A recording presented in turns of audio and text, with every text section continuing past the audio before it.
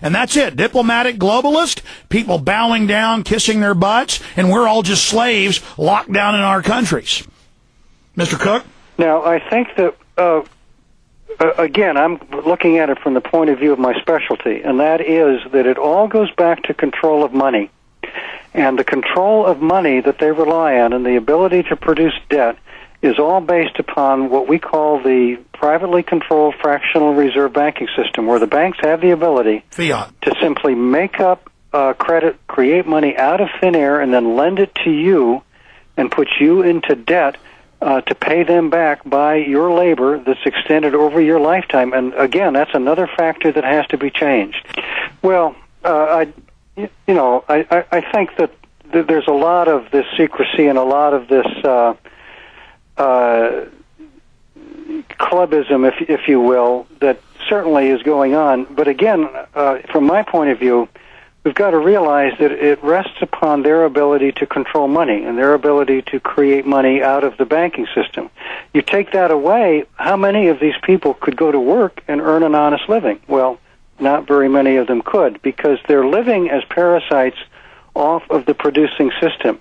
We have to take back the whole system of credit creation and bring that back into the control of our elected democracy. Well, I want to be clear, though, about this in our republic, is that it's killing the goose that lays the golden eggs, but they're so greedy, they don't even want that goose to have a life. They'd rather have a dead goose and have the only golden eggs that were laid than have golden eggs laid that somebody else might get their hands on. It is a total religion of control freak behavior, where they don't care if we all live in slums and are being euthanized. They don't care if we're starving to death. As long as they're in armored citadels with guys in black uniforms following their orders, it's about having total control. Because psychopaths gravitate towards law enforcement, politics, and power. Normal people get a modicum of power and then aren't hungry anymore. It's only the mentally ill that crave control and domination. That's why Stalin, Hitler, and others, when they had unlimited power, went crazy and started killing everybody, because it's part of the pathological extremism. Mr. Cook, you want to comment on that statement? Well, I think that's so. But again, it's my own view that we have to understand what to put into place to replace all of that. You can't fight something unless you have knowledge of what it should be like. And so, again, going back to the fractional reserve banking system, in the monetary reform movement, we believe that the government should be the ones who are lending to the banks, and that we should be, as a people, the beneficiaries of the proceeds of that type of lending, and then use that to pay for legitimate government expenditures. Exactly, a fiat currency for us. I actually disagree with Paul, who wants gold, because the bankers own all the gold. They can corner the market on it, but that's a better system than what we have now, which is total fiat. I agree. Use the power of fiat currency, but have it be public, be educated about it, have public debates about whether we want to inflate, deflate, or keep the same, and use that. It is a powerful engine, and I actually agree with you. I think we should use it. Yeah, and let me just put a figure out there, which is one that I'm going to put out on Global Research when this article comes out in the next day or two.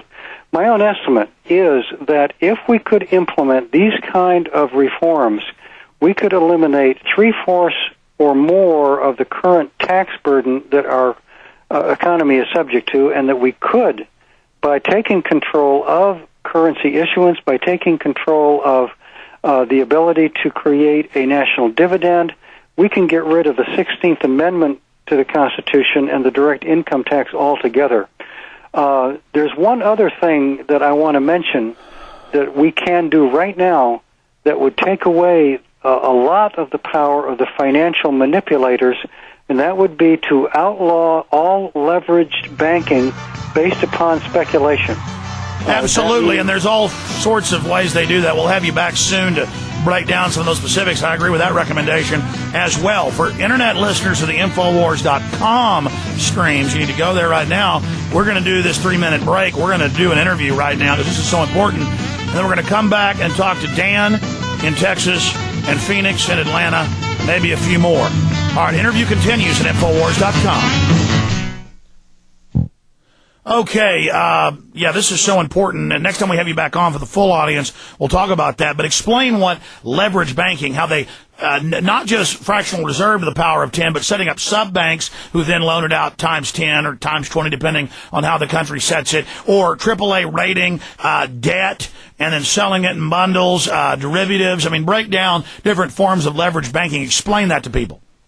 Well, what it means is that when these financiers purchase things, and that can be stocks, it can be whole companies when they are operating an equity fund, it can be futures when they're in there buying commodity futures and running up the cost of food. They're not putting their own money down for those kind of purchases.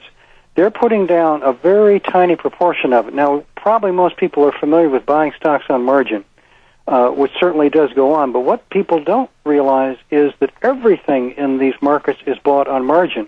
For example, if you want to buy a futures contract, you only have to put down approximately 3 to 5% of your own money. 95 to 97% of that purchase is leverage money. That is, it's money created out of thin air by a bank. And that creates huge volatility and moves the market completely away over time, as it now has, from real business in real commodities and real development, and makes it top-heavy, where the vast majority of everything is just wild speculation. And in that vortex, projectors, con artists, paper scams flourish and then endanger all the real investments the general public has invested in for their retirements, for their schools, for the society. Well, that is correct. And one thing it does even more than that, that I think is just astounding is, say you're purchased as Dunkin' Donuts was by the Carlyle Fund. Not only do you now at Dunkin' Donuts have to work to meet the expenses of that business, but because the Carlyle Fund borrowed money from a bank to make that purchase, you now are also paying off that loan to the bank. And so your pay is going to be cut, your payroll is going to be cut, employees are going to be let go, costs are going to be cut. And that's why service, to pay that loan. That's why service is falling apart. Everything's degenerating. You go in huge stores and there's no employees because some greedy, stupid bastard who's leveraged everything is at Lake Tahoe with his mistresses, and it doesn't matter if the company's going to go bankrupt a year later. He's making $100 million right now. There are estimates that up to 40%, that's 40% of the price that you pay for any article that you purchase to pay off a bank loan. Yeah, it's the banker tax, one of many. Well, a lot of these people are being paid by loans that the government has to sell to China because we can't afford to pay our own way in this country. So, well, the way to avert it is to gain back the control of the government through a president of the United States who can make a difference.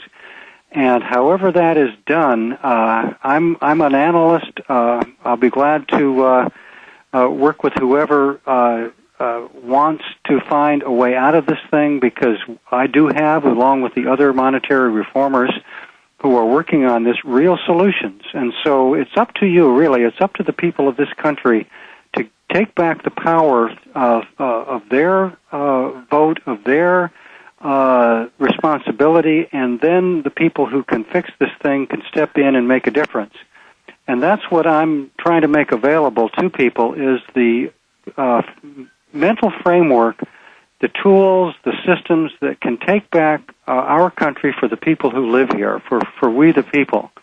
And that is something that we all have to take responsibility for, and we have to do it right now, because there's no more time, really. The time has come when we go one way or the other. And the way I think we should go is back to a United States that we care about, that we love, and where the government works for us and the government becomes something that we, the people, can work through to make ourselves fully responsible and fully productive and fully caring about each other and about our country. So I think these things are really critical to do right now. And one of the things that we have to do, and this is really, I mentioned a couple of the items in the monetary reform program already, and more of them will be on global research, but we need to get rid of the $50 trillion of existing debt that the bankers are holding over us. That entire $50 trillion needs to be restructured. It needs to be written off where it can be written off. Because it is fraudulent. Well, expanding on that, a question I want to throw out at you. A, what do you think really happened on 9/11? And B, I would imagine you know it's an inside job. What did they plan to gain from that? And we know launch wars, domestic police state. But I noticed that attack came right during an economic implosion. Was that a way to try to reorganize and stave that off? Well, 9/11... and this is the way that I characterize it, and it'll be mentioned in my article tomorrow. 9/11 was the pretext for pulling plans off the shelf to accomplish the military conquest of the Middle East. And I believe, and I also say this in the article, that the Project for a New American Century, which was really the ideological framework that 9/11 came out of and the invasion of the Middle East came out of, I characterize that as a Trojan horse.